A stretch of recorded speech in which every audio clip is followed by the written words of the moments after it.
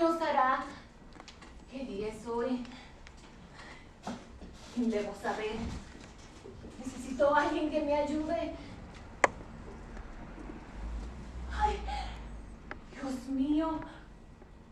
Estoy en el 2018. 5 décadas de dolores, de lágrimas, de recuerdos. Pero por míos, mis hijos, mi hermana, mis sobrinos, mis amigas. ¿Dónde estará mi mamá? Manolito. Y bebé. Y los hijos de mis hermanas. Noris, Nelson, Raulito, Jacqueline. Pero se me enviaron sin preguntarme, así como nacemos. Y nadie nos pregunta si deseábamos o no. Así también visitaré los lugares amados y los odiados también. Indagaré como pueda para saber el destino de nuestros viejos dueños de libertad desde mi ojo de agua. Río de morada. Mi casa está distinta. He levantado un monumento. Su base representa la muerte y la parte superior la liberación.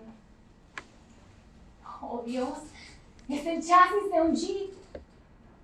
¿Será el que manejaba Rufino el día en que los buitres del tirano nos arrebataron la vida?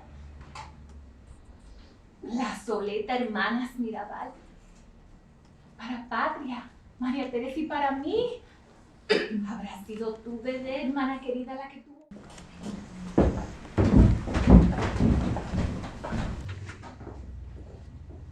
Doña Bebé, la buscan de la capital. Sí, díganle que pasen, que estoy aquí en la terraza. Bebé, hermana. Ay, dime, voluntad divina, ¿por qué no permites que Bebé pueda escucharme? Si nos permites decirnos las cosas que hicimos y no pudimos. Hola, buenas tardes. ¿Y ustedes que vienen desde la capital para oír de la mariposa? Yo soy de Mirabal, hermana. Las mariposas, mis hermanas. Ese fue el símbolo de ella después que Minerva se casara. A Minerva le encantaba la poesía. A las 3 le encantaba la lectura. Patria, María Teresa, siempre la acompañaban en cada una de sus ideas. Sacrificaron su vida a cambio de ver una República Dominicana libre. Y hoy, La historia de un amor, como logras decir con dulzura los tiempos amargos y tristes.